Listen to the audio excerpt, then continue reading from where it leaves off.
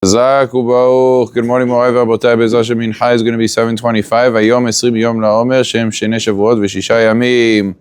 The halacha tells us if a person before Shabbat took a pen or something else and he wrote on his skin letters. He wrote, I have to make sure to do a certain assignment. I have to make sure to buy a certain thing from the store. Or, he was a kid in class and he was taking notes on his hand or something like that.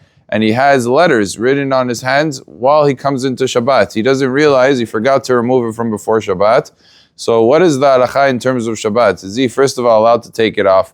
So that's pretty clear. It will be asul for him to remove it on Shabbat directly. He can't go ahead and start rubbing his hand in order to remove those letters, because what is that? That's called muhik. That's called the erasing. Even though it's not for the sake of writing, but it's going to be at least asul b'derabanan. For sure it's going to be asul. So he has to be careful to certainly not intentionally take off the letters. But what about if he wants to just do netirat yadayim?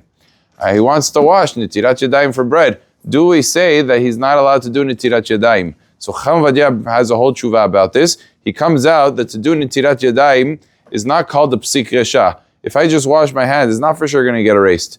So since it's not for sure, and I'm not intending for it to get erased, it's davar she'eno mitkaven mutar. It's permitted to do. So you're allowed to do the netirat yadayim. However, Chacham Vadia writes that because the drying of the hands actually could cause it to be a little bit erased, and therefore he calls it a psik resha. It's indefinitely going to happen. Therefore, he says when you do netirat yadayim, it's better to do netira and not dry your hands. Now you might ask, how can I do netira without drying my hands? Isn't it part of the mitzvah?